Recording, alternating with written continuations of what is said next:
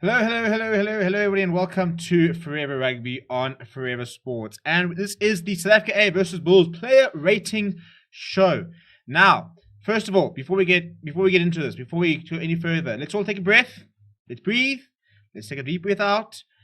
It's not the end of the world here, people. Yes, it is a very disappointing result and a very frustrating game of rugby. I mean, I do kind of feel like I kind of wasted 2 hours of my life.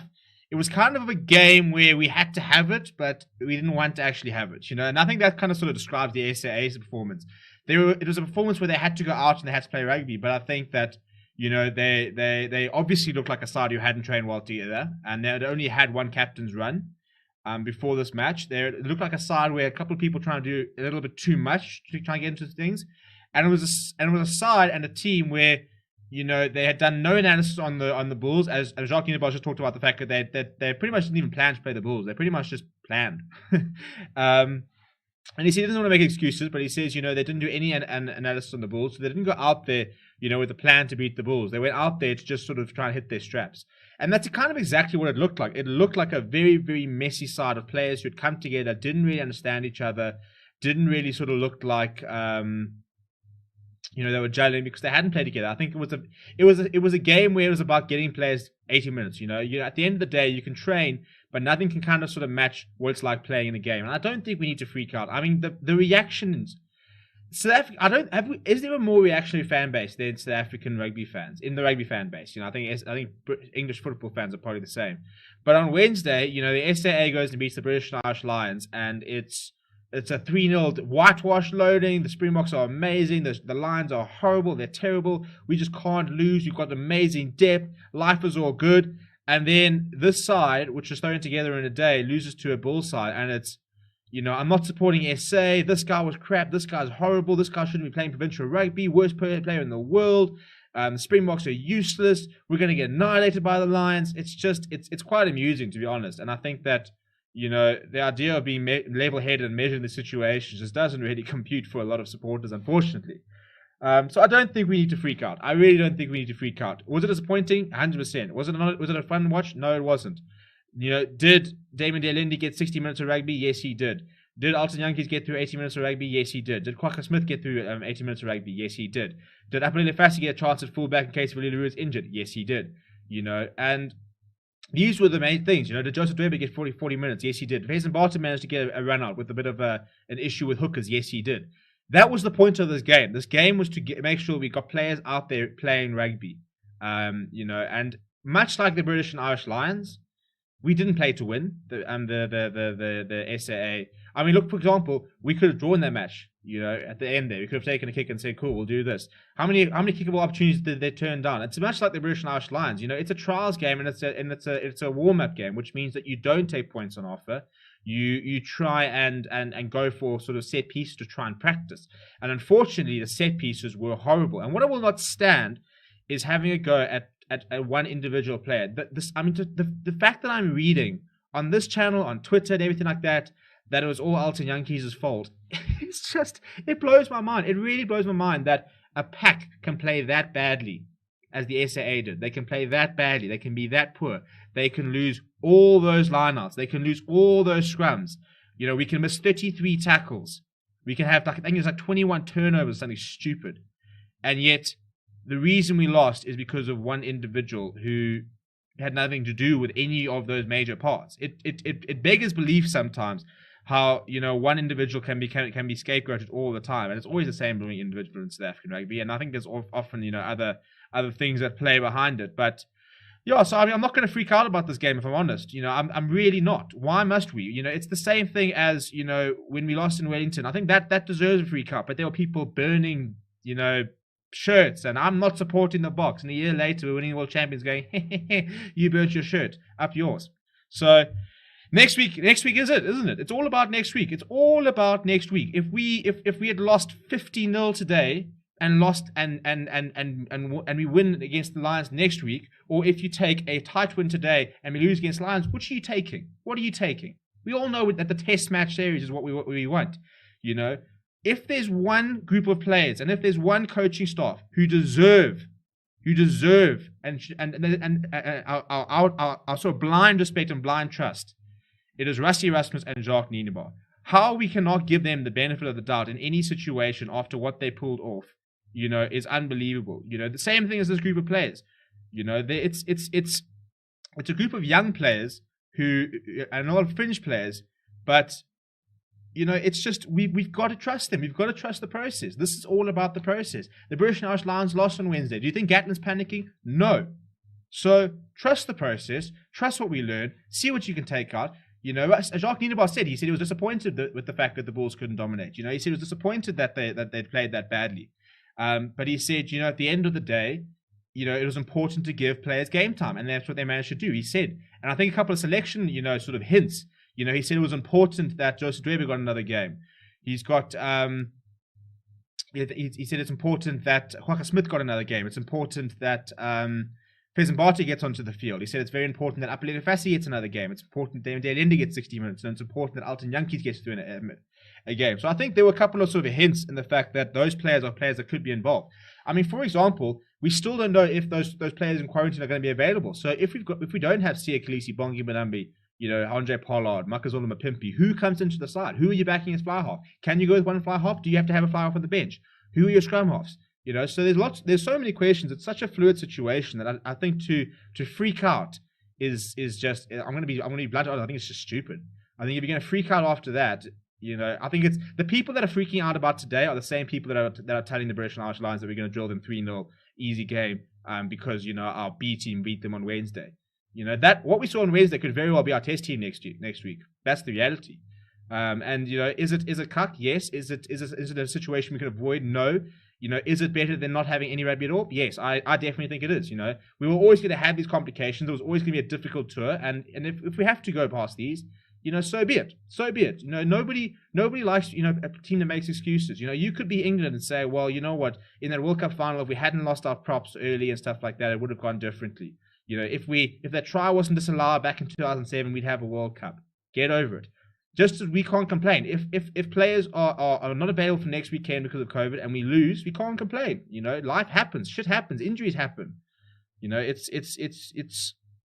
too easy to just sort of brush things off and try and make things a bigger deal out of things that are. So a little bit of a rant to begin with, but I just think that people are just being very reactionary, and I think that at the end of the day, I didn't enjoy watching that game. I don't think anybody did. But I don't want to read too much into it. I mean, I'm not going to release a 5 things we learned as the Bulls beat the SAA. I'll get lots of views, but I'm not going to do it because I just don't think there's any point. Let's use in the chat. Oh, by the way, the link is there in the description. So go and start voting. Go and vote on these players. I see a couple of people are voting. Go and cast your votes, and we'll go through them. And I think that I'm going to give a lot of slack to I'll give a lot of slack to a lot of the backline players, because ironically, the 2 backline players who were the best for the SAA were backline players who had to field, at the back where they managed to counterattack, and that's where all the positive things came from. Everywhere else, it was pretty mediocre for backline players because that pack was horrible pack performance. But the pack's a strange thing. It really is a thing that you have to be quite. You have to know each other quite well, especially defensively. 33 tackles missed speaks to a team that does not know their defensive patterns very well. So yeah, but let's look at let's use in the comments. Hanley Nell says the Bulls could have won the British Irish Lions. Yeah, I think they could have been quite competitive, actually. I think that's what we saw today. I think it was unfortunate that we didn't get to see it. Grant Swart says this was a game that was needed by the players but not enjoyed by the fans. 100%. As far as I'm concerned, this game could have been played behind closed doors, and we wouldn't have even needed to. It was almost like playing a game of copper stuff. Just don't even take any points. Just go out there and play 80 minutes of rugby and see what happens. Young Putlitus and Mark Bulaboka make the Bulls the box. Let's not get ahead of ourselves, yeah. Grant Swell says, I've come to learn that South Africans are not level-headed when it comes to rugby. Like Renan said, in Chasing the Sun, it brings out the best and worst of us. 100%. We freak out too easily. We're very emotional, and it's fine to be emotional. And, we all say things in the heat of the moment. I will say things in the next 3 months, the next 3 weeks in the heat of the moment. We'll all say things and we'll go back and say, yeah, look, I'm probably wrong or whatever. But, it's just, I think this team and this coaching staff deserves a lot more respect and a lot more trust from the nation. The Bulls were quite poor as well. SAA just were. I mean, let's be honest. The Bulls switched it up for 15 minutes and won the game. They scored a try in the 64th minute. Did they look like scoring a try before then? No. So one moment of brilliance and a debatable forward pass, and suddenly, they outclass. I mean, I think that they fronted up, and our pack looked really bad. But I think that, a bit like the SAA on Wednesday, I suppose, they kind of lived off the SAA mistakes. And I think if the SAA was more accurate, if they more functioned today, and we didn't kick so much possession, we could have pumped that Bulls side. The SAA side could have pumped that Bulls side 40 points. But that wasn't the plan. We kept going for the line for after penalties, despite losing like 20 lineouts. You wouldn't do that in the test match. We very rarely scored the scrums. We were being out-scrummed, but we wouldn't have done that in the test match. All those penalties, you're taking all the points and stuff like that. So it's a trial match. You've got to sort of think about that. He was captain. He was responsible for how the team performs. That's why fingers are pointed to him. Yeah, look, I've watched the Lions long enough to know that fingers get pointed to him even if he wasn't the captain today. You could have made Upland Fassi the captain today, or you could have, the worst player today could have, Cornell Hendricks could have been the captain today, and fingers would have been pointed to him. He's a player that is become very scapegoated. He's very, very hated unnecessarily. But yeah, I'm not going to go into that. It's just we'll go into that when we get to the ratings. Ironically, the Supersport panel of Nick Mallet, Schalk Berger, not Ashton Williser.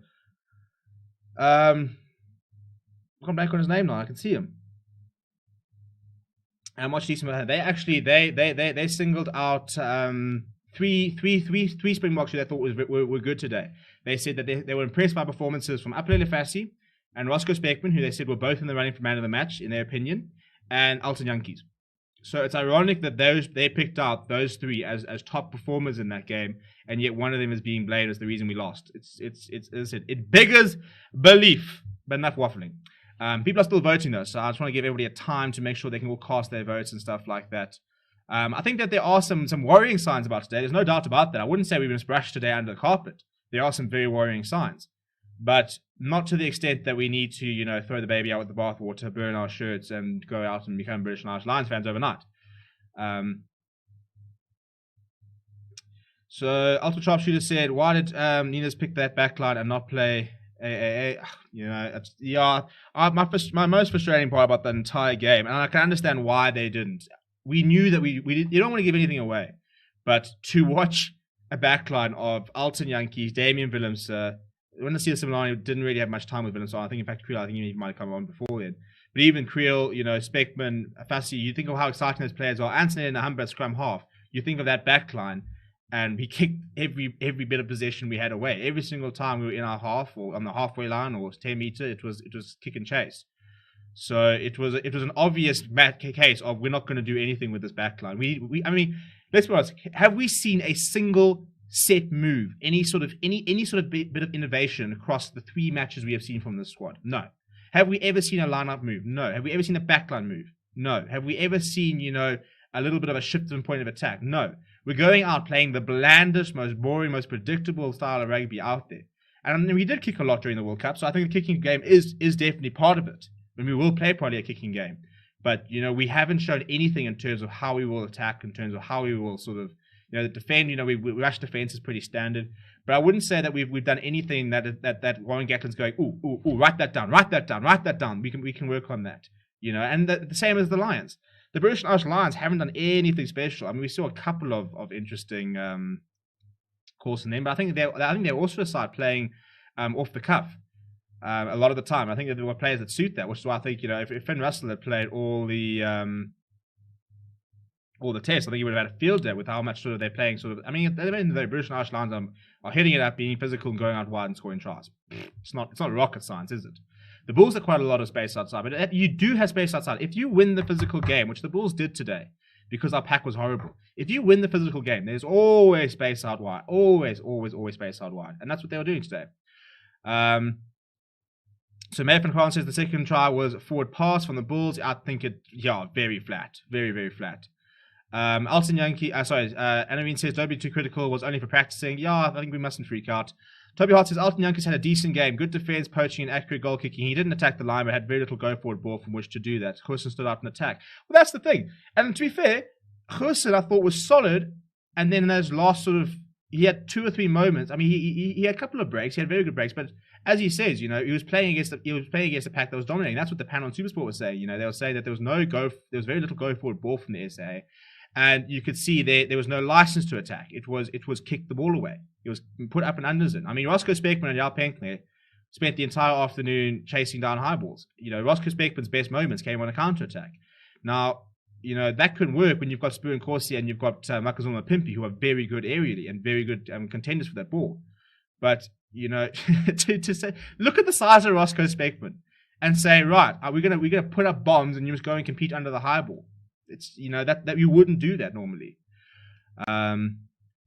Tazio says, SA is blessed with scrum halves. Yeah, I thought Kubas Reinach was decent, a little bit slow at times. I think that we could have played with a little bit more sort of speed from the ruck. I don't know if it was a case of we just wanted to do that, but handled the pressure quite well in some good situations. A couple of nice kicks in behind, had a very nice snipe which set the first try. Suddenly Humber looked quite nice when he came on. Obviously a quicker distribution because he likes to be like that. One bad kick, but he didn't look out of his depth. Didn't really play that much, but yeah. Bulls stopped them more solid and Bulls defense was solid. Well, that's the thing, and that's what they'll say. They'll say it's difficult, especially as like a fly half, for example, is just, well, even as a team, if your maul's not working, your scrum's not working, and your lineouts aren't working, what are you supposed to do? I mean, Berger said that there was a moment where where they won a penalty on I think it was about the halfway line. Alton Yankees put them in the corner, said, yeah, have a 5-meter scrum to maul over and score a try. And we lost the ball forward. So, if, for example, you make a couple of kicks in behind, putting them under pressure, and the forward pack pitches up, for example. Kubas Reinach chips over the top, the ball runs out on the 5-meter, and they actually did that a few times. We did it a couple of times. Amy Villens had a nice kick. We did it a couple of times where we turned them and put them under pressure. But the pack wasn't good enough to compete. And if you suddenly do that, then suddenly you're thinking, jeepers, that guy is controlling the game well. So it's those sort of fine margins, I suppose, which is where sometimes performances slip in between. We'll start the player ratings right now. But the ultimate sharpshooter says, yep, very true. Box haven't actually used their backline. Even the Georgia game, we never did anything special. 100% holding back moves for the test. Yep. Dupree was horrendous, was slow, lazy. Yeah, I thought that he was pretty ordinary. I thought Nico Janssen van Rensburg was probably more visible.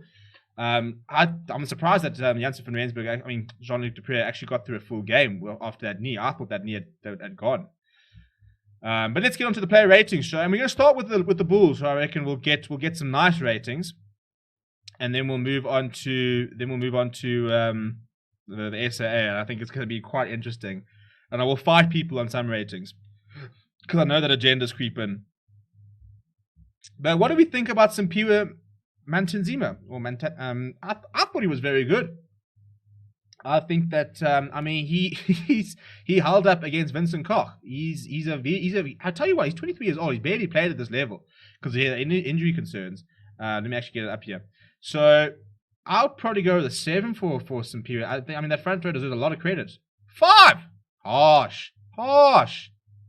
He only played the first half and they won 2 scrum penalties. Him and Jacques Fenora, I thought, were pretty solid up front. Skalki Rasmus got hold of it before half time. So, we'll probably give him a 4. Also lost to lineouts were a bit of an issue. 4.5. Yeah, I can go with that. Jacques Fenora, I thought he's probably the best front rower for the Bulls. Scrummed very well. I think he just ended Quinn Oosthuizen's test career. So I'm going to go with a 7 for Jacques Fenora. Scrummed really, really well. Yeah, we can all go with a 7. We're agreeing there. Thoughts on Wilco Low? We'll get there when we rate him. Jesse Creel should have come on earlier. Very good player. He is a very good player.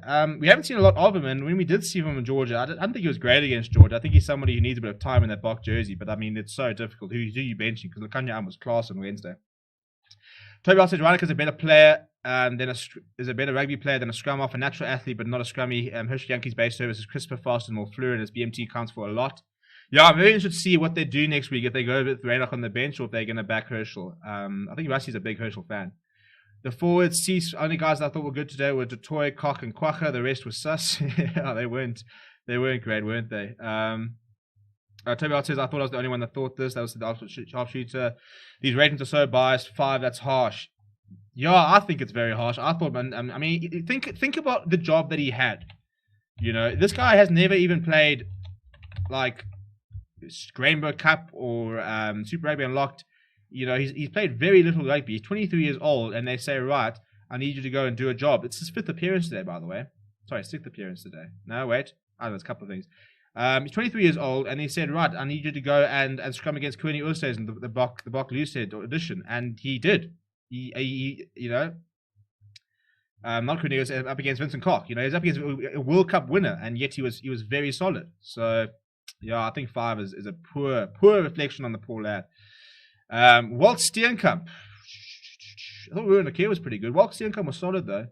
A couple of carries. It's so difficult when you can't look at individual stats. Like, I don't know. I mean, he might have missed 4 tackles. Maybe to be able to rate them properly, you have to be able to either look at what they did or rewatch the match. But Walt Steenkamp I thought was fairly solid. I put him with a 6 from. I wouldn't say it was mind-blowingly good. 6.5, I can go with that. Ruben Akir I thought was pretty solid, so I'll give him a solid 7. Was very handy in the lineouts. Looks a good player as Ruben Akir. I think he will play Springboks one day. I think calls for him to be in the box squad now are probably premature. So, I think he's decent.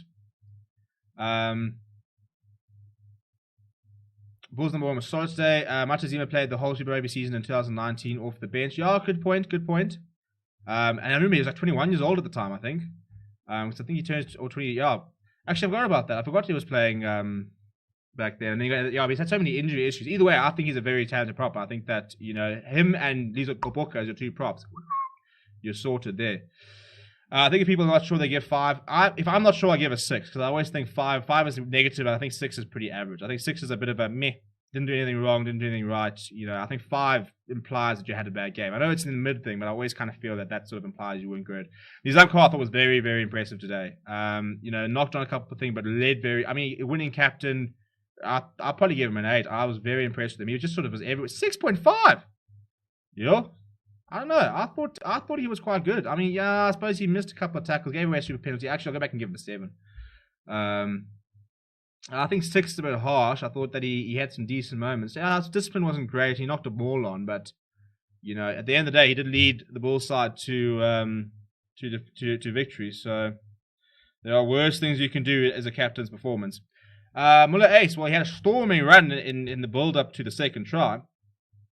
He was the man who the bit of controversial forward pass. It was to him. I thought he was quite quiet. I didn't really see much of him. I thought WJ Steenkamp had quite a nice game. I thought Muller Ace was quite quiet, so I'll probably go with a 6 for him. So nothing special. 5.5. Yeah, I think that's fine. WJ Steenkamp I thought was pretty good. I'll probably give him a 7. Carried the ball up very nicely. Kind of faded off a little bit. I thought that he was very good off the back of the scrum. Looked quite full of running. So I think that he looks quite an exciting player. I mean, it's a very young Bulls pack. I mean, you think of Muller Ace. I mean, look at that baby face. Come on. Oh, look, you've got a replacement here, chap. Muller Ace is 22, and WJ Steenkamp, I think he's also around there. I think he could be a little bit old. Come on, how old are you? How old are you? We need to know.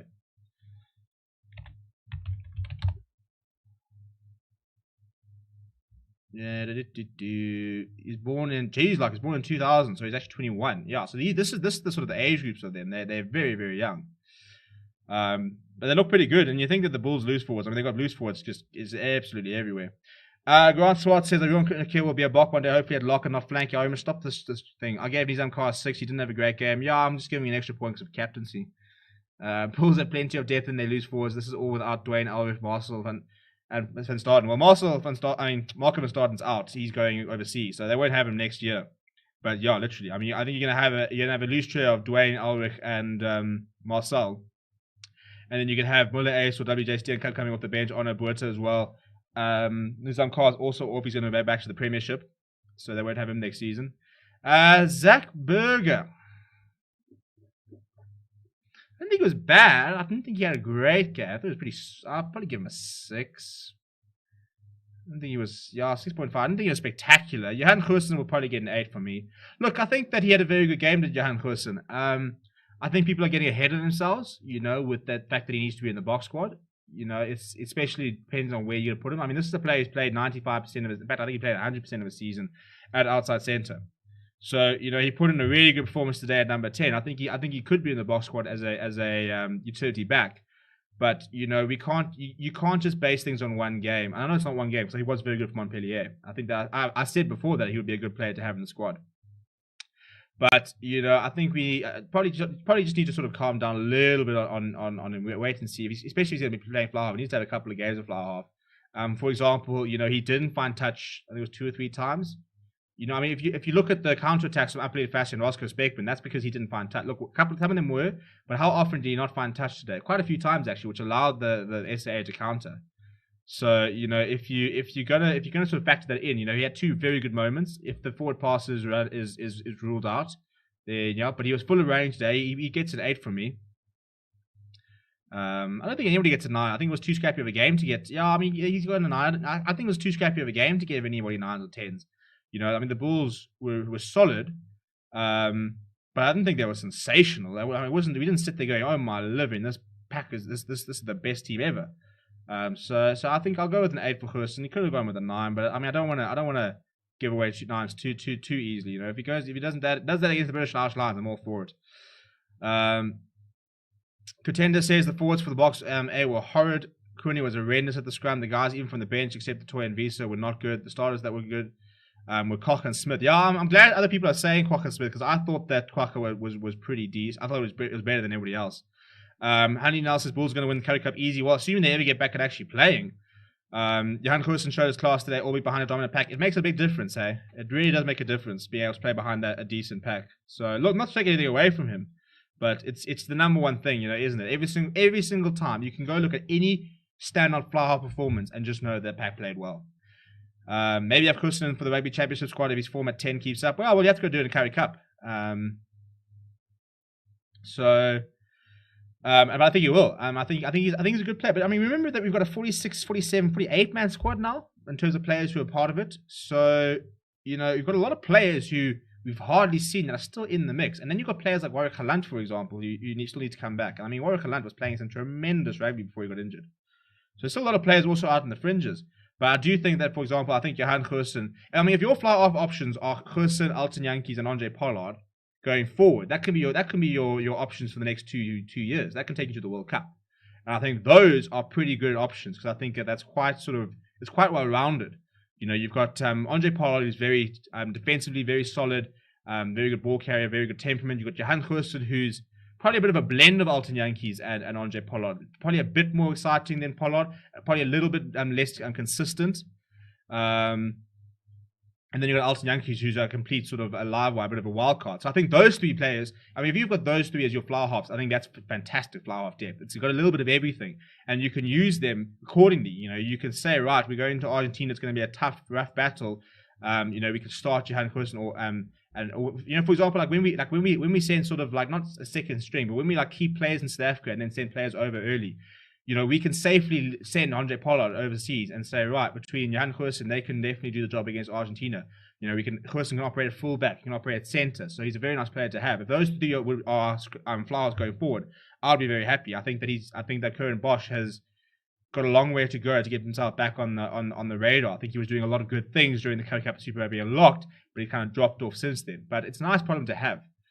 And then we'll move to Streaming Jacobs now, but Juan Swat says 9 is a bit of an overrating. Yeah, I kind of agree. Where was Peckley? Was he hiding? I mean, I don't think he was great, but at the end of the day, what was he supposed to do other than chase down up and unders? We never, ever, ever ran the ball through the hands. I mean, when did we see Wandisile Simelane having a go? I mean, I think he must have touched the ball about 3 times. So it's harsh, I think. I mean, I don't think Berger did well. I'll probably give him a 6. But, I'm not going to give him a 3 because he was bad and not getting any ball. It's a bit like that. Carson will be a good replacement for Steyn going forward and Morne Steyn. Well, that's the thing. You can replace Morne and Frans Steyn with Johan Carson because he covers 10 and 15 and 12. So he's your perfect utility player going forward. Shavino Jacobs, probably give him a 6. I didn't think he was that great, actually. Yeah, I think we were agreeing with it. Cornell Hendricks, I felt sorry about Cornell Hendricks. I thought he had very, very poor delivery. I thought that, we cleaned up a couple of ties. I'll probably give him a 6. I don't think he was great. Yeah, so we all agree with it. I mean, I thought that bloody WJ Steenkamp completely sold him down the river when he lofted that pass and he got absolutely smoked. So I felt sorry for Cornell. Harold Forster, I thought he was good today. I thought I'd probably give him a 7. I thought that him and Carson were probably the best players for the Bulls. Maybe even I thought that he I'll be interested to see. 7.5. So lots of people also back him. I think he will be a very, very good signing for the Bulls. I think that's why we're going to see. You're going to see Carson at 10, Cornell at 12, Harold Forster at 13. Maybe they put Steven Gans out on the wing. I don't know what they do with him because I think he's a very good player. I think Marco Jansen and Furen is a very nice utility player off the bench, but I don't think he'll start. And then fullback, I'm interested to see what they do with fullback. They wanted Damien Willemse, and I think they would have wanted Willemse inside centre. Apelin Fassi was amazing. Contender says Carson might be our Carlos Spencer, spectacular but a bit unpredictable. Apollos Carter, who's consistent. Yeah, exactly. And it's nice to have those combinations and those players that offer you something a bit different. Marco Jansen and Furen, I'll probably give him a 6. I think he butchered a bit of a try. Smoked by Alton Yankees, and that was, Alton Yankees today, for all that he's the flower up and can't defend, had his massive tackle and won a turnover. So, a very interesting game for him. FC Du Plessis, I thought was actually quite good. I was actually quite impressed. He had a very horrible knock on early on, so I'll probably give him a 6. But I thought that I saw a player there, 6.5. If I could get a 6.5, I would give him a 6.5. I think as a player there, he's 20 years old. He's 20 years old. He's a very young player, so he's got lots to offer. And then we'll run through the bench fairly quickly. Krobler, I thought was pretty decent. I'd actually give him a 7. I thought he was a very good addition. Yeah. Stellenkamp and Morne Smith, I think they're average. I've yet to be blown away by either of these two, to be honest. I think they're solid and young. Janko Swanepoel, also didn't see much of him. Give him a 6. 6.5. Arno Buerta, he had a couple of decent runs. I've just been disappointed with Arno Buerta since he's come down to South Africa. We think of the player that he was when he left, and I think that when he came back, it was like, we're going to get Arno Buerta back, but he's kind of sort of struggled to sort of settle in, really. Hopefully we'll see more from him when he can try and sort of pick up that form. Kiwi Johannes looked a decent player when he came on. I'm actually going to give him a 7 because I don't think he did anything wrong. I thought that he added quite a nice, there we go. Hey, you see, we're on here, people, we're on. He looked quite a nice little player. Andre Essays could have been with SA 2. I think, you could have had him, could have had Ryan Jansen from Rensburg. Stenkamp was good at 8. I think I gave him I can't remember what I gave him. I think I gave him a 7. Anyway. And then it was David Creel and Chris Smith. Well, David Creel didn't have much to do, so I'll give him a 6. Chris Smith slotted a very important penalty, but that was it. I'll give him a 7. It's a 6 performance, but he gets a 7 for slotting that penalty. 6.5 is very, very fair. So those are your Bulls players. I'm gonna put a poll into the chat, and we're gonna talk about a man of the match. Who was your man of the match? And we're gonna chuck in Johan Carson. We're gonna chuck in Apelin Fassi, and we're gonna chuck in. I will just do those two, won't we? So, so I'll chuck in, there's the poll over there, so you can go and vote for that. Probably could have put Oscar Speckman in there, actually, but yeah, we'll just keep it simple. But let's get on to South Africa. Hey, Koenie, Oosthuizen. Well, he was taken off 20 minutes, and I think there was a certain amount of tactical to this. I think that they were going to go sort of 25, 30. They had 3 loose sets. So they had to give 3 loose sets a chance, but he didn't half give them an excuse. I'll probably go with a 2 for Koenie. He was horrendous, really. What did he do? He won 1 scrum penalty, but lost 2. I don't think he made too many tackles. He didn't make any runs. I think he was, unfortunately, probably the worst player in the park. A really difficult game for Koenie. I'd like to see him back from. I want to see the Koenie we saw 2 or 3 years ago. I think it was 2018 or 17. He looked really, really good. It was like a second coming for him, but today didn't look good. Equally, I thought Joseph Dwebe probably had a worse game today than he did on Wednesday. I thought he really struggled line out time. I'm probably switching between a 3 and I'll put him a 3 actually. I didn't actually really see him much. 4.7 I think is quite high for him. I thought that the lineouts looked horrible. In fact, maybe I'll probably go with a 4 for Dwebe. I thought actually maybe I'm being a bit harsh there, so I'll go with a 4 for Dwebe. The problem is his lineouts look like such an issue. It's just I'll just get so frustrated. How can we have a hooker where your job? He had a screw lineout, we had messy lineout victories, we didn't win clean lineout ball, and it didn't really change when Faison Barter came, unfortunately. And I think Dwebe actually thought that he was quite disappointed with his performance when he walked off. You could see he wasn't happy. And I think he knows that he should have contributed more. I think he's a very good player now. I wouldn't have had no issue if he was on the bench next week, for example. But I think that we've been disappointed with what he's seen. I think he knows he can offer. a lot more. Vincent Koch was one of the better players, I think, in that forward pack. I mean, most of the penalty. I mean, he didn't scrum particularly well in the first sort of 15 to 20, but he sorted himself out. I'll probably give him a 5. 5.5. Yeah, we're pretty close. He wasn't phenomenal. Made a couple of good tackles. Yeah, I wasn't impressed by Jean-Luc Dupré, I must admit. So I'd probably sit with a 4 for Jean-Luc. I thought that, I was surprised he stayed in. You guys have gone even lower with a 3. I was surprised he stayed on with that knee injury. But I didn't think he looked good at all. I thought he looked a bit slow around the park, which is ironic for somebody who's supposed to be a flank. They bisected him and Nico Jansen van Rensburg very, very easy.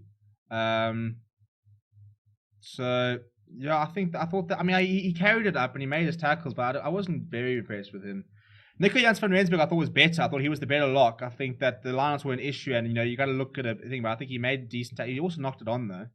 I'll probably give him a 5. Locks weren't great today. 4, yeah. I think maybe I should be more harsh. I probably should be more harsh because I think actually I'm going to give you a 4 as well. This will probably drop to being a 3.5 there. Yeah. Yeah, I think that our tight 5 wasn't good. And that was why our backline couldn't thrive. Not that I don't think our backline would have ever thrived today because I don't think that the intent was for them to go out and be expansive and play some really nice expansive rugby. I don't think they were ever going to do that. But you could have played a bit more off the cuff and a little bit more sort of. They could have offered a little bit more if they had. If they had, I think if you've got a scrum and you've got a solid scrum, then obviously you can just sort of run the hands or something like that on the back to score a try. You don't have to try and bring in some amazing move. You don't have to go all Japanese and stuff like that. Marco Verstappen. Let me talk on the chats here. Queenie also says, "Oh dear, Queenie was horrible. I hope Ox recovers." Yeah, everybody's saying Queenie wasn't good. Joseph is acting like he made it already. I don't think I think he knew he didn't play particularly well. From when I saw it when he walked off. I'm not surprised Wesley dropped from 2018 to Priya. Johannes did a good cameo, very nice cameo. Nizam was good as well. Yeah, I thought Nizam, everyone gets a 5. That game was a 5 at best. Yo, maybe we should rate the game as well.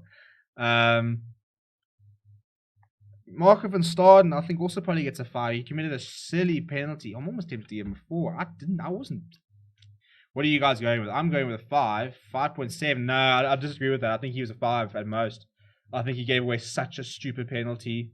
I don't think he won too many turnovers as well. I mean, I'm sorry. We had how many breakdown, we had people breakdown specialists today, and yet I think we had 21 turnovers. You know that we missed 33 tackles today. They say, hey, missed 33 tackles today. Gain line carries success was worse than the Bulls.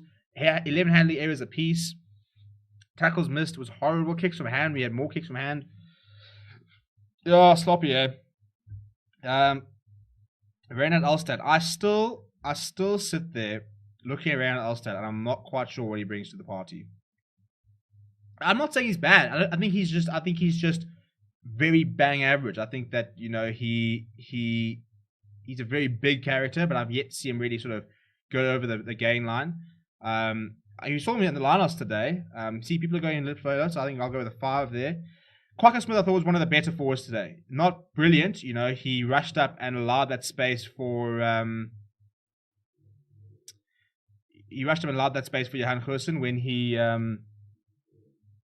when they scored that second try. But I think apart from that, I thought he was pretty good. I think that I'll probably go with a 6 for him. He doesn't deserve a 7, I don't think, but he was probably the best forward. Yeah, so we're all in there on the 6. Kubus Reinach. Well, I don't think we're going to see too many SA players with more than a 6 or 7, really. Nizam kept knocking and going offside. It baffles me in my mind how Rassi doesn't use Liesel. Yeah, I'd love to see Liesel being used more. I think he's ahead of Courtney much more.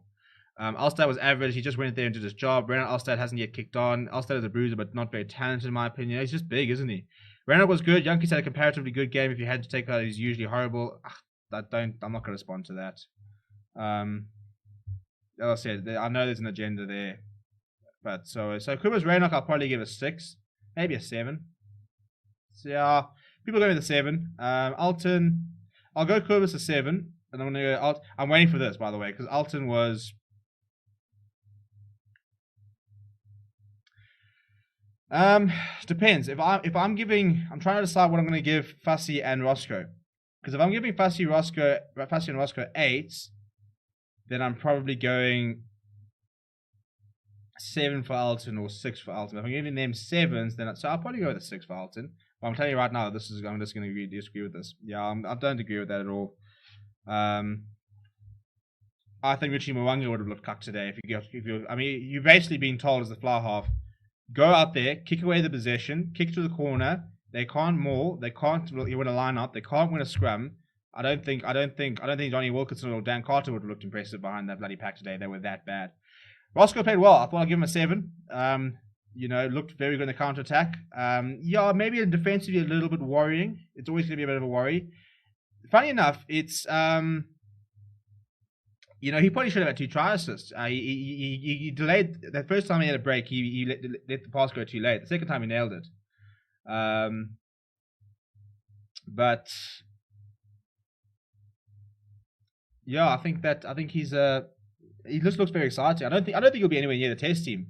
But I think that against like an Argentina, for example, I'm all for it. Against Australia, I'm all for it. I think he's got a lot to offer, something a bit different. But obviously, you've got Spoon Corsi, you've got Michael Zulma Pimpy, you've got Cheslin and stuff like that. So he's very far. Grasshoppers, I thought Quacker was poor. He didn't get over the advantage line. He still missed too many up front on tackles. I think that I'm interested to see how they use Quacker. I still almost feel that they're going to go with Quacker next week because I think they need him for his breakdown skills. And I think that he almost turned over a couple of balls. But I think the biggest problem is that we didn't have too many dominant tackles, and I think that he's not the biggest player, so I don't think he's ever going to dominate collisions.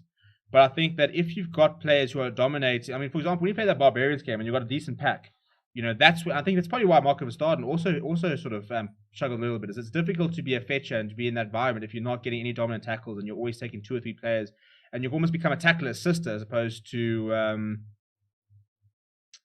actually looking here for the breakdown. You look at Hamish Watson. Hamish Watson, especially for Scotland, is very good with his breakdown work. You see, we get stupid comments like this where Alton Rubber should never play for the box. That's just dumb. You don't come here with that cuck. That's just stupid. As Pino van Wyk says, Alton would be great anyway, but SA, our game doesn't suit him. Yeah, but that's why he does so well for the Lions. But don't come here with should never play for the box. I think you're just being stupid if you're going to start saying stuff like that. Every single one of these players deserve to be there. You cannot sit there and say that what these players have done in their career, they don't deserve to be there. Even Quinny Oosthuizen, who was horrible. He was a 2. He was horrible today. He deserves to be there. Maybe Lisa Boboka could have been ahead of him. So maybe he doesn't deserve to be there now. But does he deserve to be a Springbok in his career? Yes, he does. And I think when people make those sort of sweeping statements, I'm not gonna entertain them because I think it's just ill-informed and spiteful. Is probably the word I'd use. Daylendi could have been the skipper. I've never seen Daylendi captain a side in my life, to my knowledge. So I don't think they would give him a captaincy. I don't think he's really captain material. I think he's a very good player. I think he's quite. He's a world-class player. I'm not going to say he's a very good player. He's a world-class player, but not all good players are captains at the end of the day. So you don't have to be there. You don't have to be a lead on the field necessarily. He's a senior player, and he's got Yakanya outside him, so he must just do his job. So Damien Daylendi, I actually thought he was pretty bad. Actually, I think he made a good tackle and a turnover. I probably should have given him 7. He knocked the ball on pretty poorly. He didn't have much to do. It's difficult. It's difficult giving him bad ratings because I'm going to give Similani a pretty bad rating as well. But it's difficult because they weren't given any space. They weren't really allowed to sort of shine. So Damien gets a 6 for me, and I'll probably give a 5 to Similani because he got that yellow card. I felt sorry for him because all he did was defend and got maybe 2 touches. He scored a try, to be fair. So they're giving the guy who scored a try 5, and I think he was quite. Good. He was quite instrumental to that try because probably more so in his involvement before we cut inside, gave it to Thomas Otoy. They should have used Visa last minute. Speckman, great. Probably off the back of the scrum. Probably Speckman, great individual player, but decision making average. Well, he's new to the game, I think, at this level. So it's. Individual brilliance, and if you can just sort of tell him to keep it a bit more simple, I think that he should have scored a try. I suppose when he tried to give it to Kurs Reno, he tried to do the unselfish thing. If he just backed himself with the pace he was going, even if Johan Carson makes that tackle, I'm not convinced he's stopping him in his tracks. Anyway, Johan Carson was backpedaling. Surely Cooney was playing his last game for the Springboks. Cooney is done.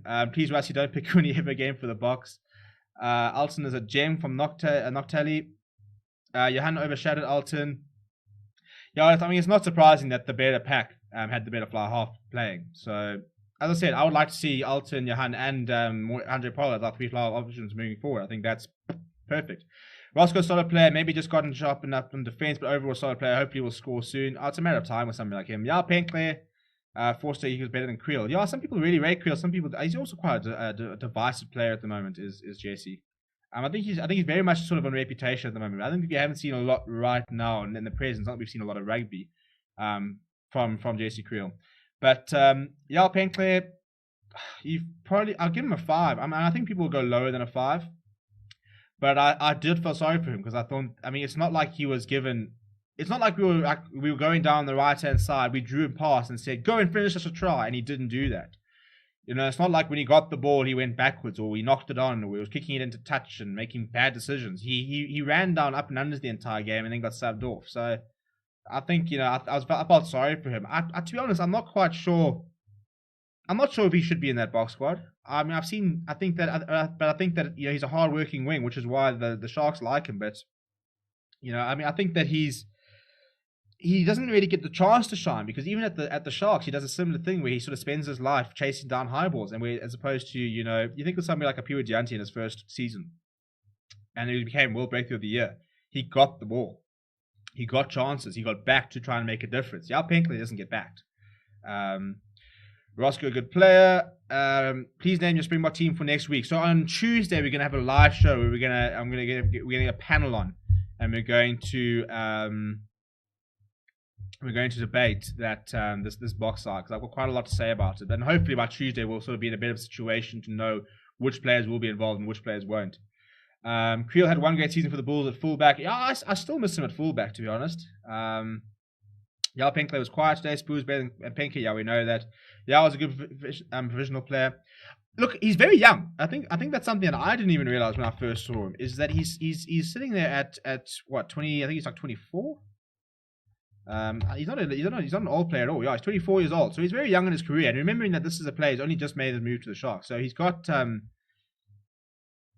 he played 46 games for the Southern Kings, so he's got a little bit of Pro 14 experience.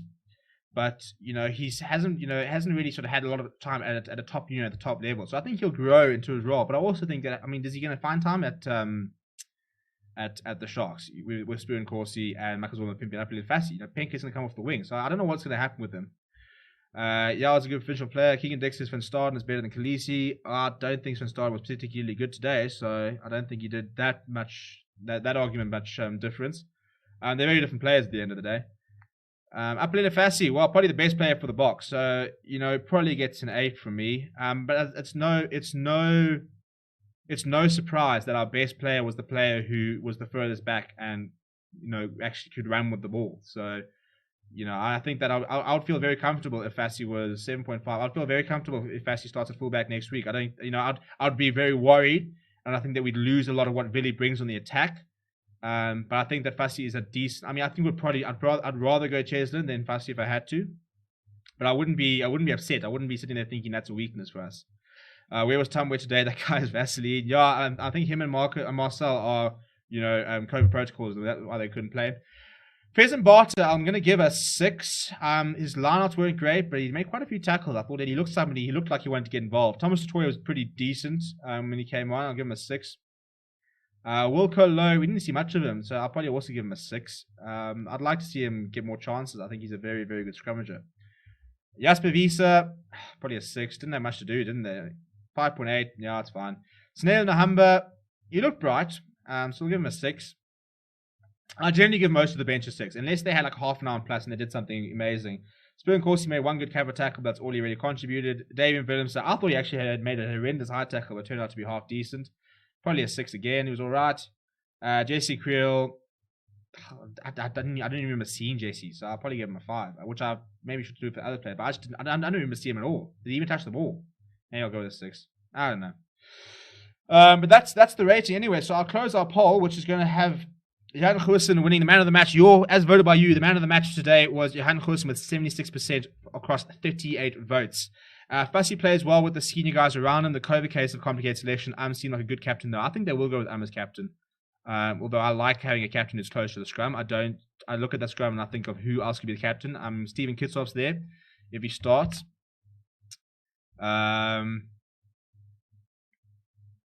So I think that's the issue. And Grant Smith somewhere is isolated, not sure where his citizenship. I think that he'll be able to get it. I don't think it'll be an issue. It's the same with the Chatukas, you know. Madosh Tamwe's been in the country for years now. The Chatukas came to school, so whilst they weren't born here, I think we could sort out citizenship. I mean, the fact that we managed to sort out B so quickly, we could definitely sort out citizenship for Madosh Tamwe if we wanted to have him in that box here. But yeah, so those are the ratings for today. So the link I'm putting in this, if you want to become a member of the members club, you can use that link and get yourself a nice little badge next to your name and stuff like that. It's just a small contribution to the channel, so we can keep going, like things like paying for this plugin for example, which is all custom development. We want to try and add an extra thing now here, which would then say who is your man of the match, and you can then vote from a drop down. And we'll then reveal a little image with the little man of the match trophy and something like that. That's what we want to try and develop and stuff like that. So that's where the stuff when it comes to memberships and stuff like that becomes a part of it. And paying for the background and stuff like that. Unfortunately, I'm not a graphic designer, so I do some of the work, but I have to bring in some people. So for example, the studio that you'll see later, that's all custom developed and stuff like that. But yeah, I mean, my final sort of reflections on that game is I think don't panic. I think that's my one thing I would say. We don't need to panic. It's a stepping stone. It's a game where result wasn't the most important thing. It was just about getting players onto the field. So I don't think we need to panic too much. I think that I'm very disappointed with a couple of the players, and I think that I don't think too many players play themselves into test selection.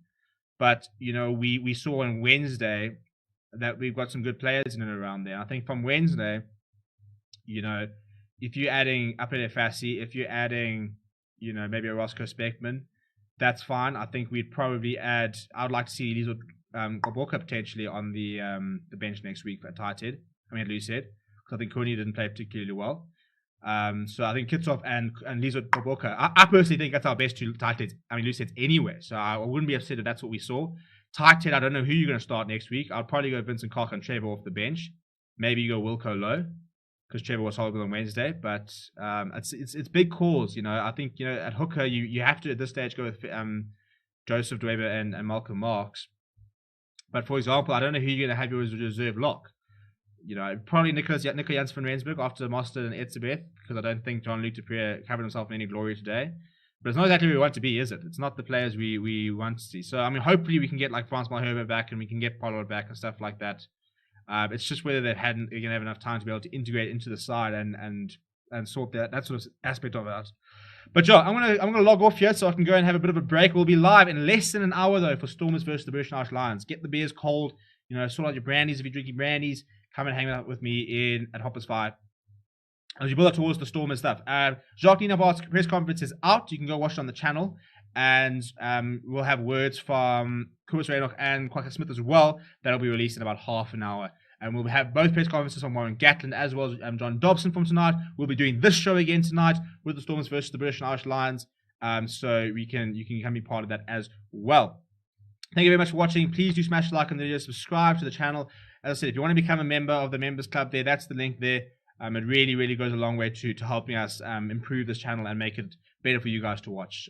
So thank you very much for watching, and I'll see you guys all very